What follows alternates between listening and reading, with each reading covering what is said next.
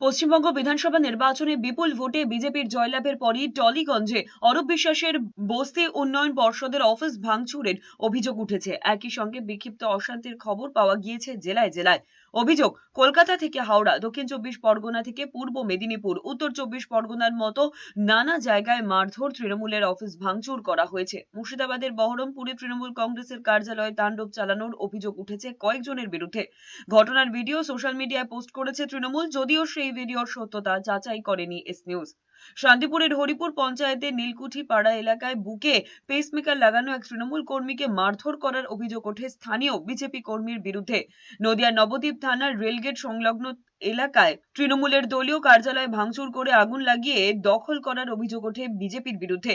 এছাড়াও দলীয় কার্যালয় সংলগ্ন দুটি দোকান ঘর ভাঙচুর করা হয় বলে অভিযোগ। পূর্ব বর্ধমানের খণ্ডঘোষের বেড়গ্রামের দিঘির পাড়ে বাড়ি ভাঙচুরের অভিযোগ উঠেছে। বিধায়ক নবীন বাগের অনুগামীরা কল্যাণ ঘোষের বাড়িতে ভাঙচুর চালান বলে অভিযোগ তৃণমূলের। ডানকুনিতেও তৃণমূলের অফিস ভাঙচুর করে দখল নেওয়ার অভিযোগ ওঠে বিজেপির বিরুদ্ধে। কোচবিহারের 16 নম্বর ওয়ার্ডে তৃণমূলের জেলা সভাপতি নির্বাচনে দলীয় কার্যালয় ভাঙচুর চালিয়ে বিজেপির পতাকা লাগিয়ে দেওয়ার অভিযোগ উঠেছে বিজেপির কর্মী সমর্থকদের বিরুদ্ধে। পশ্চিম মেদিনীপুরে তৃণমূলের প্রাক্তন জেলা সভাপতি বিশ্বনাথ পাণ্ডব এবং তার স্ত্রী কাউন্সিলর লিপিকা পাণ্ডবের উপরে মারধরের অভিযোগ উঠেছে। মিনাখা বিধানসভায় তৃণমূল জিতেছে, কিন্তু তারপরও তৃণমূলের পঞ্চায়েত সদস্য মহুয়া সর্দার মাইতির বাড়িতে হামলার অভিযোগ উঠেছে বিজেপি আশ্রিত দুষ্কৃতীদের বিরুদ্ধে।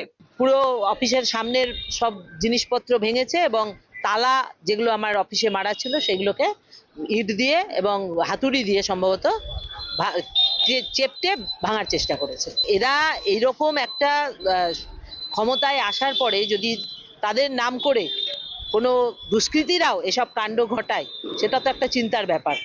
তার সঙ্গে তার পরিবারের সঙ্গে তৃণমূলের যে বিরোধ সেটা সর্বজন জানে। এখানে বিজেপি জড়িত নাই, এটা আমি স্পষ্ট করে বলে দিতে পারি, কারণ সবাই ভোট কেন্দ্রে ছিল।